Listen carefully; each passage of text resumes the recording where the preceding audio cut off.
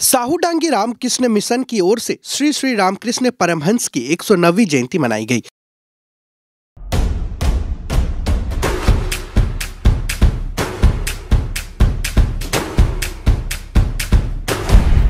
Stay tuned.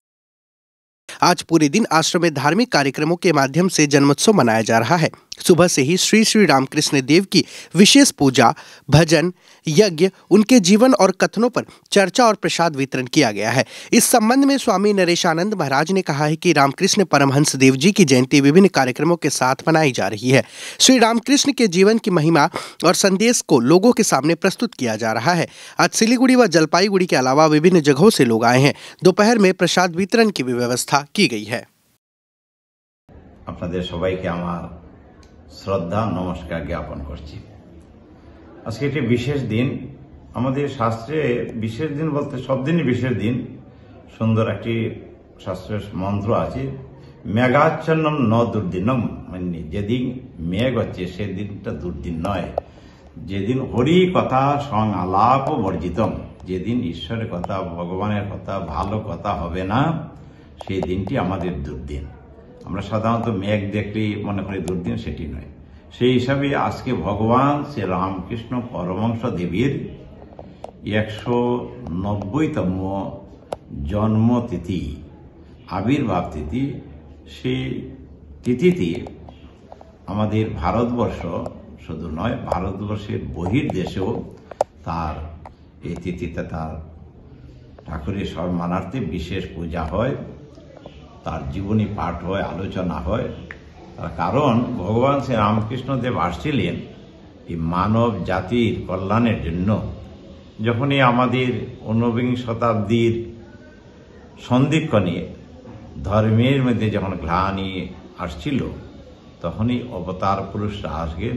সেটি যুগ যুগ ধরে, এর আগে শ্রীকৃষ্ণ, অর্জুন, শ্রীরামচন্দ্র, চৈতন্য মহাপ্রভু, যীশুখ্রিস্ট, বুদ্ধদেব এরা আসছিলেন। সেই রকম ভগবান শ্রী রামকৃষ্ণ আসছেন এবং তিনি নিজেই বলছেন তার জীবদ্দশায় শরীর যাওয়ার আগে সে স্বামী বিবেকানন্দকে বলেছেন তার যারা শিষ্য, সন্ন্যাসী শিষ্য 16 জন এবং গৃহস্থ অনেক ভক্ত তিনি নিয়ে আসছিলেন তার এই বাণী প্রচারের জন্য।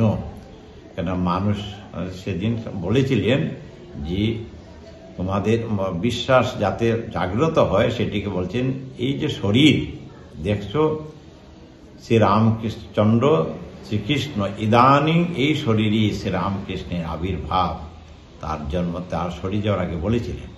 এই জন্য আজকের দিনে বিশেষত এটি তার যে ত্যাগ তপস্যা, এটি রামকৃষ্ণের জীবনে অন্যান্য অবতারের মধ্যে এটি তার মধ্যে বেশি অন্যরকম একটি প্রকাশ। প্রত্যেক অবতারই বড়, কিন্তু সে রামকৃষ্ণের মধ্যে তফাৎ, কেননা তিনি সমস্ত জাতি, ধর্ম, বর্ণ নির্বিশেষে সবাইকে তিনি সম্মান দিতেন। বলছে যত মত তত পথ।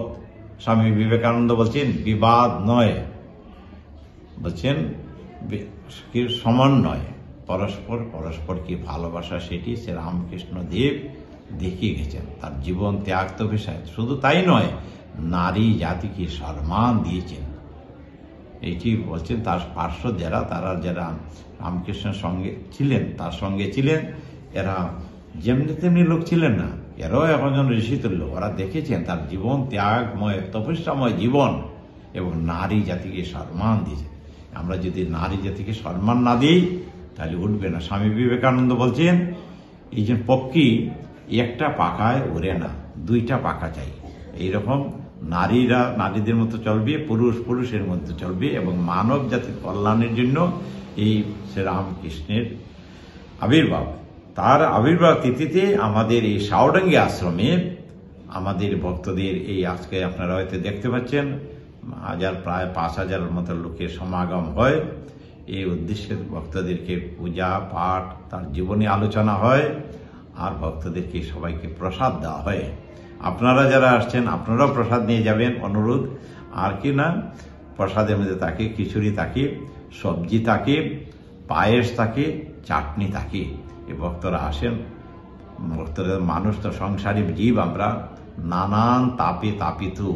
সংসারে আপনারা জানেন সংসারে কত কষ্ট, এর জন্য শ্রীরামকৃষ্ণের জীবনী পাঠ আলোচনা, তার যিনি বিশেষ পূজা, যাতে আজকের দিনে আমরা যা নেব সেটা যাতে আর একটা বছর কাটাতে পারি, তার এই চিন্তা নিয়ে কেউ যাতে দোষ না দেখি, সবার যাতে কল্যাণ হয়, এর জন্যই রামকৃষ্ণ এই সাউডাঙ্গি আশ্রম এইরকম আজকে এই বেলা তো চললো, এইরকম প্রসাদ দেওয়া হবে 12টা থেকে, বিকাল 3:30 থেকে সাংস্কৃতিক অনুষ্ঠান, গান বাজনা থাকবে, সন্ধ্যা আরতি থাকবে, আবার রাত্র প্রায় 8টা পর্যন্ত এগুলা চলে।